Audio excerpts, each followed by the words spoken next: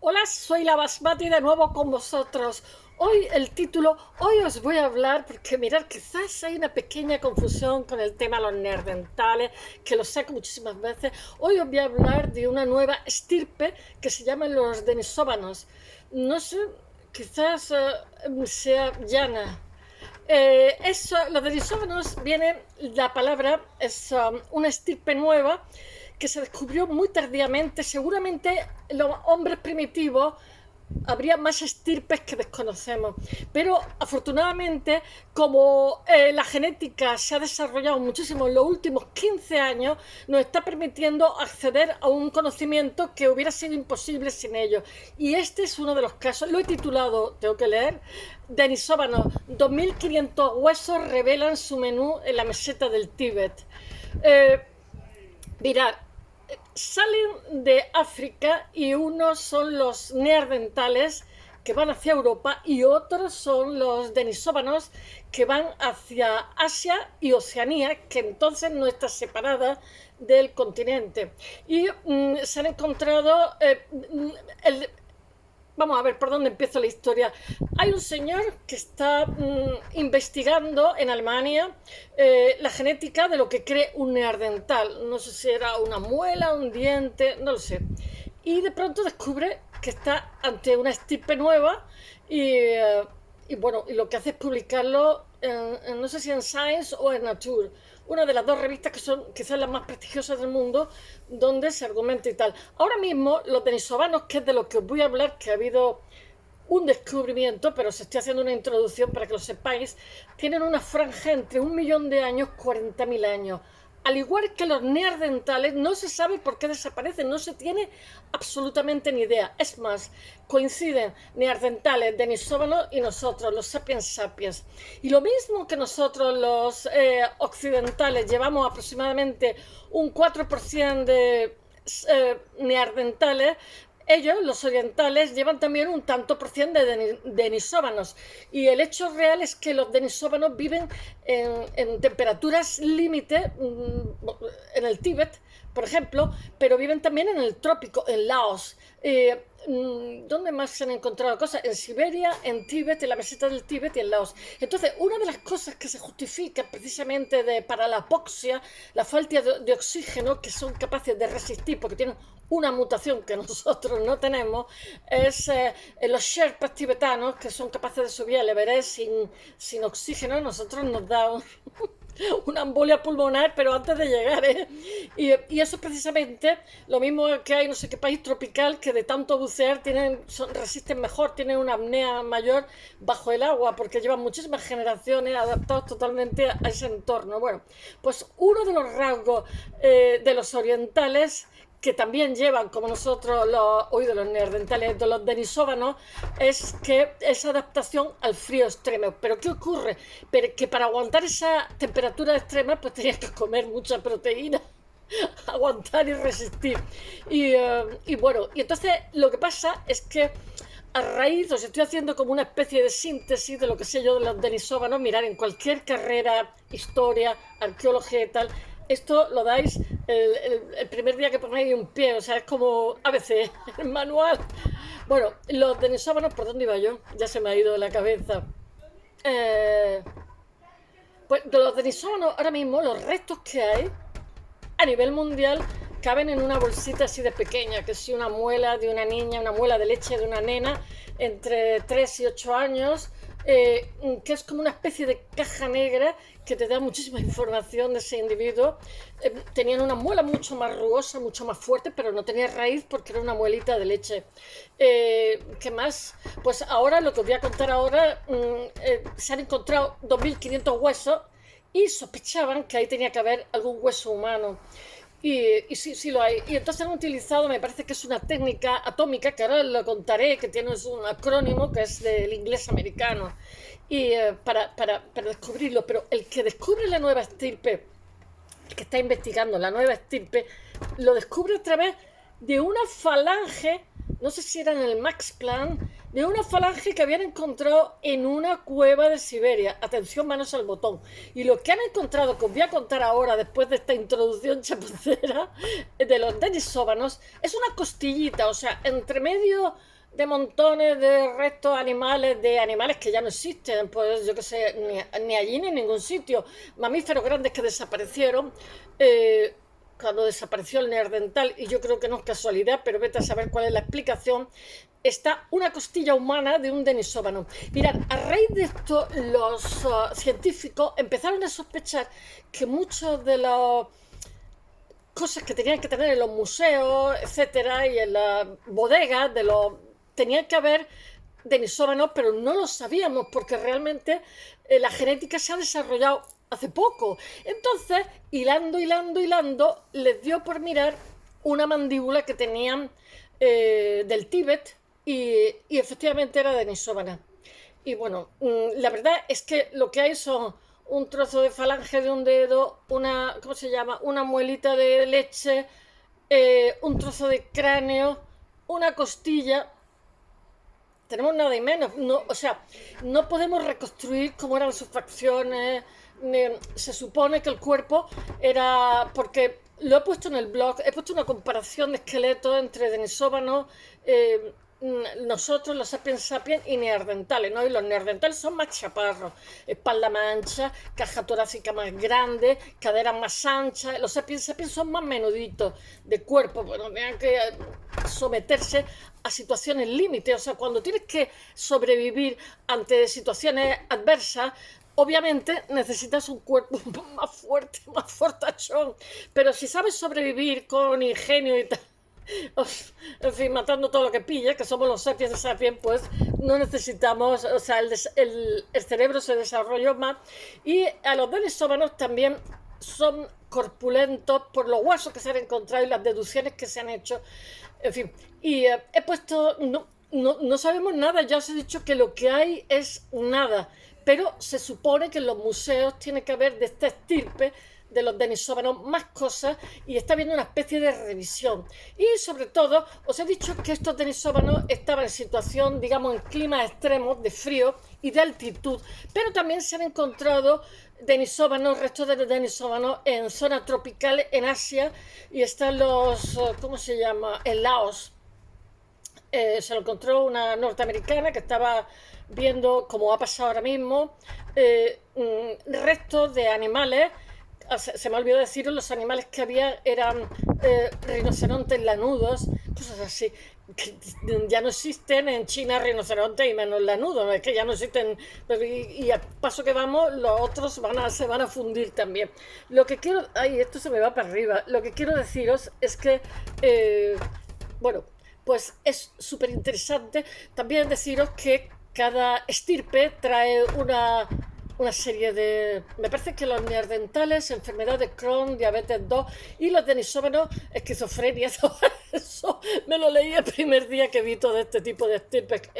Ya os digo que tanto los denisóvanos como los neandertales desaparecieron y no se sabe la causa. Con los neandertales se hace la hipótesis de que fueron endógamos, en fin, no lo sé, que tenían menos natalidad, no lo sé, en fin, hay una muestra, un resultado de una nena que tiene resto mitocondrial, o sea, de madre neandertal y padre denisóvano.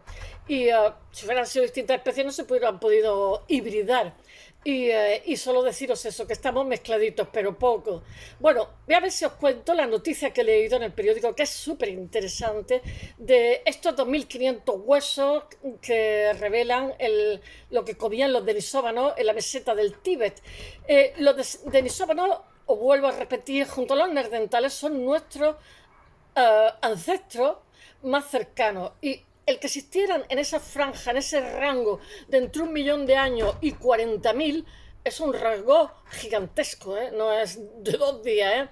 Y coexistieron a la vez, fueron coetáneos neandertales, denisóvanos y sapiens sapiens. Bueno, son un grupo de homínidos que vivieron en regiones como en Siberia, en el Tíbet, en la selva del sureste asiático, y se supone también, no se tiene la certeza al 100%, que en Nueva Guinea.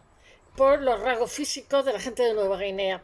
Estudios recientes lo que pasa es que indican la herencia que nos ha dejado esta estirpe, que es la capacidad de adaptarnos a las bajas temperaturas. Pues yo debo tener poco de denisóvana porque he nacido en un desierto y cuando estoy con frío no lo puedo resistir. Nada. Cuando voy a Europa está bajo cero, digo, me voy para casa. Bueno, aunque los primeros restos de los denisovanos se hallaron en 2008, el estudio que confirma que estos pertenecen a una nueva especie de homínidos se publicó en el 2010. Eso es lo que se ha contado.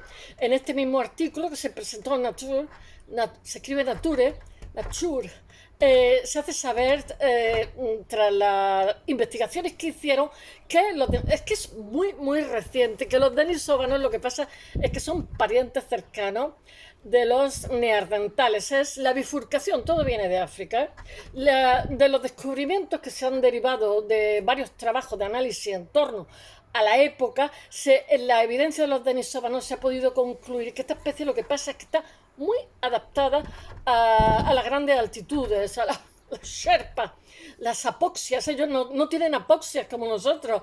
De hecho, cuando vamos a subir, la gente en América toma té de coca, que no es la misma planta, pero la coca que se vende de droga es una síntesis que necesitas toneladas para sacar un gramo, mientras que la hoja de coca, que siempre ha sido sagrada para los indios, es que tengo una cuñada botánica, te tomas infusiones de coca antes de ir, por ejemplo, a La Paz, en Bolivia y tal, y cuando llegas no tienes mal de altura, que te mareas, que lo pasas fatal, ¿no?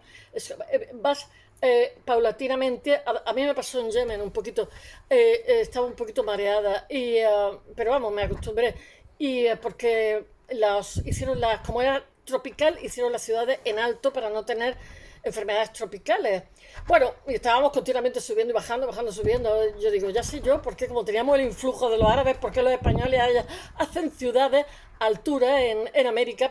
Porque seguramente no teníamos adaptación, nuestro sistema inmunodefensivo no tiene adaptación a las alturas, a las enfermedades tropicales, porque muchísimos españoles dicen que contagiamos enfermedades, pero muchísimos españoles murieron por infinidad de enfermedades protozoicas, ¿no? Yo misma he pillado una ameba y me dolía la barriga, bueno, aquí volvamos a los denisovanos, que precisamente la adaptación a los lugares altos como el Tíbet, lo que tienen los Sherpas viene de ellos. Bueno, estos ancestros viven en la cueva de Denisova hace entre 30 y 50.000 años. Los fósiles han quedado montones de restos de utensilios. Los fósiles más antiguos de los homínidos denisovanos datan de hace 200.000 años, pero vienen de hace 1.000.000 de años. Los denisovanos son contemporáneos de los neandertales y los sapiens sapiens. Años antes, lo que pasa de esta coexistencia entre uno y otro, se da un importante suceso, que es la historia evolutiva que nos lleva hasta nuestra actual especie. Se produce estirpe más bien, más que especie. Si fuéramos diferentes especies no nos hubiéramos podido hibridar. Se produce la separación de los denisovanos de su grupo hermano, que eran los neandertales hace 400.000 años, y esto también lo que pasa es que marca un distanciamiento porque ya que los primeros que se trasladan a Asia y los segundos se extienden por Europa. Bueno, los denisovanos lo que pasa es que sobreviven en la meseta tibetana, sacrificando muchísimos animales y comiendo, claro, pues con un frío que pa' qué y una altura que pa' qué, como para comerte, para hacerte vegano, y comiendo gran variedad, que no había cosecha.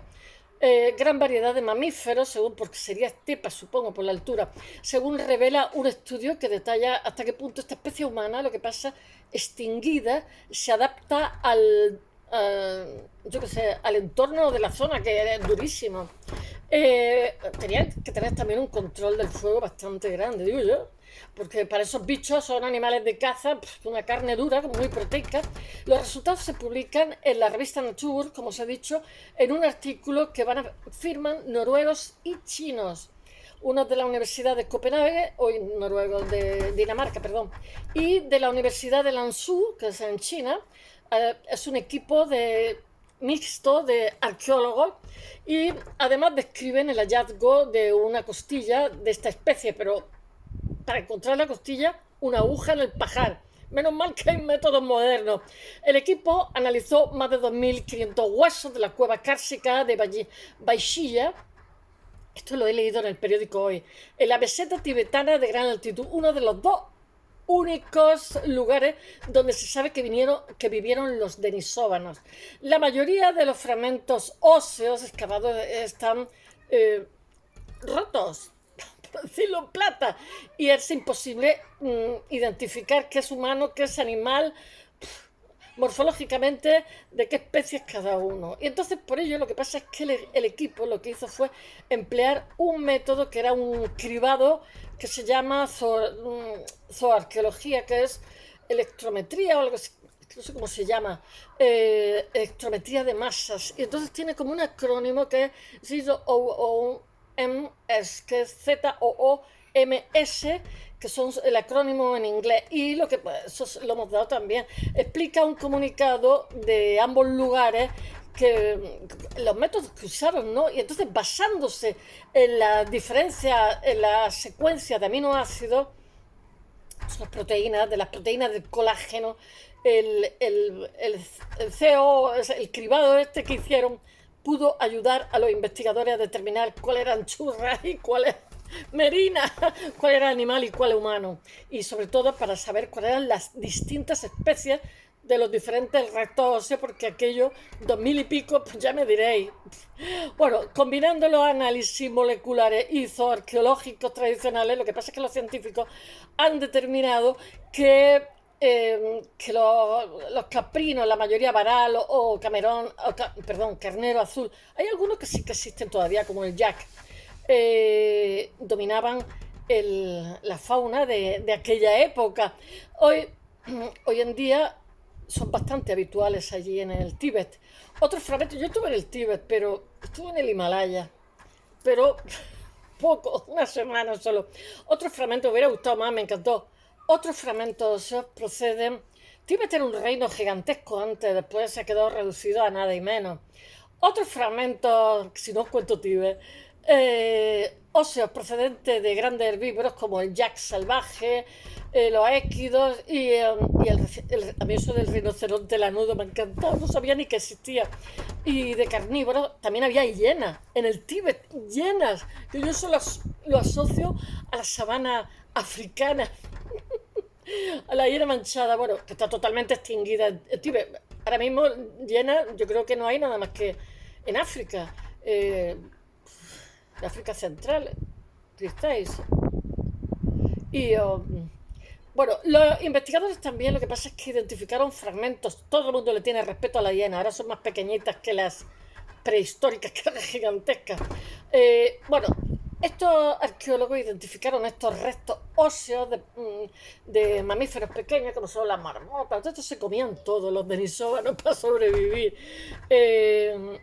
Dice uno de los arqueólogos chinos que tiene un nombre impronunciable, que se llama Don Xiu Zhang, que es de la Universidad de Lanzhou, dice: en la cueva se encontraron grandes cantidades de restos óseos y la diversidad de especies identificadas responde en parte a las preguntas de por qué los denisóvanos eligieron vivir en la cueva de Baishilla y en la cuenca de Grania circundantes, cómo sobrevivieron allí durante cientos de miles de años, pues comiendo como locos proteínas. Bueno, muchos de estos restos tenían marcas de cortes de dientes, lo que indica que habían sido procesados para comer, utilizando herramientas también hechas por ellos, herramientas de hueso y herramientas de sílex, que también se encontraron en la misma cueva donde los restos animales, y para la preparación de las pieles de animales. Así, bueno, tenían que ir tapados sí o sí, ya me diréis, en el Tíbet, madre mía. Bueno, dice Yan Bian, también de Lanzhou, dice: las pruebas actuales sugieren que fueron denisóvanos y no ningún otro grupo humano, claro, es lo suyo, quienes ocuparon las cuevas e hicieron uso eficiente de todos los recursos animales de los que disponía a lo largo de la ocupación. Bueno, y además, mediante el sistema este que os he dicho para discriminar los aminoácidos de colágeno, el SUMS, los investigadores hallaron un hueso humano, hueso costal, que es una costilla de un hominino. Y entonces, aquellos felices como perdices, porque hay tan poco denisóvanos. Entonces le hicieron un análisis proteómico y detallando todas las proteínas conservadas en ese huesito, porque aquí de los homininos, de los denisóvanos hay nada y menos. Y reveló que se trataba de un fósil denisóvano, gracias a la maravillosa genética que tenemos ahora. Y entonces, Sandra Fagernäs, que eso debe ser una noruega, de la Universidad de Copenhague, dijo: dado que solo conocemos a los denisóvanos por unos pocos fósiles y tampoco en todo el mundo, siguen siendo un grandísimo misterio. Por tanto, cada nuevo individuo que descubrimos aporta una pieza importante a este gran rompecabezas de quiénes eran. No sabemos ni reconstruirlo físicamente.